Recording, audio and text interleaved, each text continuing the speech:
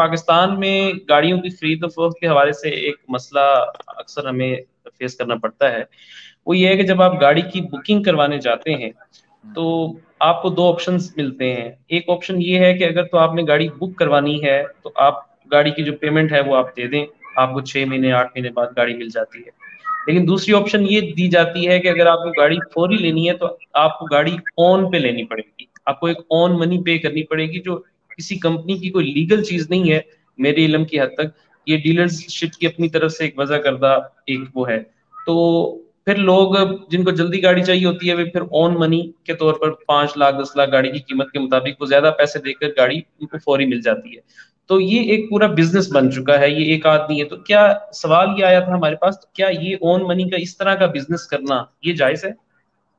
अच्छा, एक तो ये है कि पहले तो ये बात हमें ज़हन में रखनी चाहिए कि तिजारत जो होती है बाहिमी रज़ामंदी से, अगर जायज़ चीज़ की आप तिजारत कर रहे हैं और वो आप दोनों की रज़ामंदी के साथ है और उसके अंदर कोई इंटरेस्ट या कोई ऐसी चीज़ इन्वॉल्व नहीं है, तो वो तो फिर शरई तौर पर जायज़ होती है। मिसाल के तौर पे जैसे आपने अर्ज़ किया कि गाड़ी मेरे पास है और मैं कहता हूँ कि जी ये गाड़ी जो है उसकी जो मार्केट वैल्यू जो कंपनी प्राइस है ये 70 लाख है, लेकिन मैं इसको जो है आपको दूंगा 75 लाख की। तो 5 लाख रुपए आप मुझे इस पे ओन है, क्योंकि मैंने 70 लाख रुपए इन्वेस्ट किए हैं इसके ऊपर। तो अब जो है मुझे उसके ऊपर जो है वो नफ़ा चाहिए 5 लाख का। तो इसमें शरई तौर पे तो कोई कबात नहीं है, क्योंकि मैं जब कैश देता हूँ, जब गाड़ी बुक कराता हूँ, तो मैं सम टाइम कुछ कंपनियाँ 25% डिपॉजिट ले लेती हैं, कुछ 50% डिपॉजिट लेती हैं, फिर on in the time of delivery वो फुल पेमेंट लेती हैं। तो उस वक्त भी वो फिर कहती हैं, जब फुल पेमेंट दे रहे होते हैं तो वो कहते हैं नहीं अब इसकी मार्केट वैल्यू ये नहीं रही, आपने बुक कराई थी 60 लाख की, तो अब आपको 60 लाख की नहीं मिलेगी, अब ये आपको 64 लाख की मिलेगी। तो वहाँ भी लड़ाई शुरू हो जाती है कि भाई मैंने तो आपके साथ डील कर ली थी, मैंने तो आपसे तय कर लिया था। तो इस किस्म की जो बै होती हैं, इनके अंदर क्या होता है कि झगड़े का अंसर मौजूद होता है। तो इस्लाम शरई तौर पर कहता है कि भाई ऐसी बै ना करो जिसके अंदर फसाद हो। तो एक चीज़ ये तय करने की है कि अगर तो एक आदमी ने गाड़ी बुक करा ली और उसने पैसे दे दिए और गाड़ी की डिलीवरी उसको जब मिल गई है और उसके बाद वो उसको ओन पे बेचता है, तो शरई तौर पर जायज़ है, कोई इसमें कबात नहीं, क्योंकि गाड़ी उसके पास मौजूद है, आप उसको पैसे देंगे, वो गाड़ी आप ले लेंगे। अगर गाड़ी की डिलीवरी नहीं मिली है और वो उसको फिर ओन में बेच देता है और फिर जब वो डिलीवरी के टाइम पे कंपनी कहती है नहीं जी अब इसकी मार्केट वैल्यू ये नहीं है, अब करेंसी डिवैल्यू हो चुकी है, ये रेट है, तो उसके अंदर जो है वो झगड़ा खड़ा होता है। फिर वो कंपनी जो है वो डिलीवर नहीं करती और जब आपने जिसको बेची होती है वो कहता है जी मैंने तो आपसे इतने की खरीदी है, मैंने तो आपको इतने पैसे दे दिए थे या इतने हमने। तो इस किस्म की जो बै है शरीयत में इसकी इजाज़त नहीं है, क्योंकि इसमें झगड़ा खड़ा हो जाता है इसमें, और इस्लाम मना करता है ऐसी तिजारत से जिसके अंदर फसाद हो।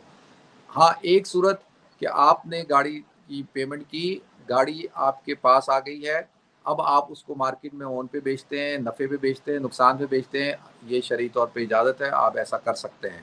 तो इसमें तो कोई कबाहत नहीं है। ये जी, तो हो जी। गया कि दो लोगों की आपस की रजामंदी से एक बै हो रही है, वो वहां तक तो बात समझ आती है। लेकिन बाज औकात ऐसा होता है, जो अभी पाकिस्तान में जो सिनेरियो बन चुका है वो ये है कि गाड़ी शोरूम वालों के पास मौजूद होती है, उनके पास खड़ी होती है, और वो चाहें तो वो उसको डिलीवरी दे सकते हैं। लेकिन क्योंकि एक कॉन्सेप्ट बन गया है ऑन मनी का, उनको पता है कि अगर हम इस बंदे से कहेंगे कि आप 5 लाख रुपया देंगे एक्स्ट्रा तो हम आपको ये गाड़ी फरोख्त कर देंगे, और कंपनी के इलम में नहीं है। क्योंकि ये देखें, ये अब दो लोगों की डील तो है, लेकिन क्योंकि वो कंपनी के एजेंट हैं या वो एक डीलरशिप है, कंपनी उसको अगर ऑथराइज नहीं करती ऑन को, और वो कहती है कि हम ऑन को डिस्करेज करते हैं, फिर अगर वो इस तरह से व्यय करते हैं तो फिर उसकी शरई हैसियत क्या होगी? अच्छा देखिए अब्दुल मतीन भाई, इत्तेफाक से कुछ अरसे पहले मैंने भी, और ये जो आप बात कर रहे हैं ना ओन की, और ये आज से नहीं हो रहा, ये जब मैं पढ़ता था उस ज़माने से हो रहा है। पहले हम जो है वो सुजुकी गाड़ियाँ आल्टो बुक कराते थे, सुजुकी डब्बा बुक कराते थे, फिर शेज़ोर आया, शेज़ोर बुक कराते थे, फिर हम, मुझे अच्छी तरह याद है 2004 में मैंने पहली कोरोला खरीदी, आज तक मेरे पास है। ऐसी सलून, उस पे ₹1.25 ओन दिया था मैंने। तो ये सिलसिला आज से नहीं चल रहा, ये सिलसिला पाकिस्तान के अंदर बदकिस्मती से जब से मैन्युफैक्चरिंग शुरू हुई है और उस वक्त से ये सिलसिला चल रहा है, और दुनिया के अंदर वाहिद मुल्क है पाकिस्तान जहाँ पे ये कारोबार होता है, वरना दुनिया में कहीं पे भी इस किस्म की सूरत हाल नहीं होती, क्योंकि हमारा फील्ड है, हमारा काम है गाड़ियों का।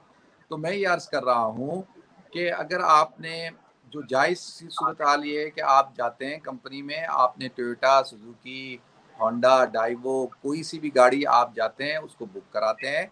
अब देखिए मैंने जब बुक कराई उस वक्त एक्सचेंज रेट डिफरेंट था, और मैंने जब बुक करा के जब मुझे गाड़ी की डिलीवरी मिली तो उसके उसके जो मेरे जो असल पैसे थे वो उनकी क्या हालत हुई, पाउंड अगेंस्ट डॉलर। और फिर जो है मैंने जब गाड़ी बेचने के लिए गया तो ऑन मनी भी कम, और फिर उस तरह से। तो देखें ये क्या है कि सिर्फ उसमें ये कि डिलीवरी आपको मिल जाए, गाड़ी आपके पास हो, और भले शोरूम पे खड़ी हो लेकिन उसका इख्तियार आपके पास हो, डॉक्यूमेंट आपके पास हो, आप उसको फिर ऑन में बेचें, नफ़े में बेचें, नुकसान में बेचें, शरई तौर पर उसमें कोई कबाहत नहीं है। बाकी ये कि गाड़ी आपके पास अभी आई नहीं है और आपने अभी सिर्फ 10% दे के गाड़ी बुक कराई और आपने उसको ऑन पे बेच दिया, अब वो कंपनी ने आपको गाड़ी डिलीवर नहीं की, मुझे कहा कि 3 महीने में डिलीवर करेंगे, मुझे हुई वो 8-9 महीने में जाकर।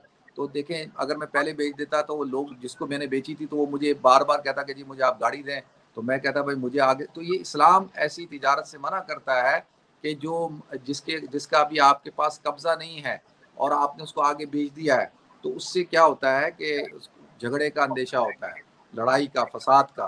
तो उस इसीलिए इस्लाम ऐसी हर तिजारत से मना करता है। तो उसकी सिर्फ जायज़ सूरत हाल ये है कि भाई आप गाड़ी बुक कराएं, जब गाड़ी की डिलीवरी आपको मिल जाए, पेपर आपको मिल जाए, फिर आप उसको बेचें मार्केट के अंदर जिसको भी बेचना है। और अगर कंपनियां कर रही हैं तो अगर कंपनियों को भी वैसे पता है कि सब कुछ हो रहा है, वो इसके अंदर शामिल होती हैं, और इसमें गवर्नमेंट भी शामिल है, गवर्नमेंट को भी पता है, तो ये सारे शामिल हैं। लेकिन ये कि अगर जिस तजारत में भी झगड़ा होगा, फसाद होगा, मालम यकबीज के तहत कि अभी कब्जा आपके पास है नहीं, आपने आगे बेच दिया, तो उसमें तो फसाद होना ही है। तो इस्लाम मना करता है इस चीज़ से, क्योंकि तिजारत तो नहीं है, तो झगड़ा झगड़ा होगा, फसाद होगा, फिर ठीक है। फितना फैलेगा।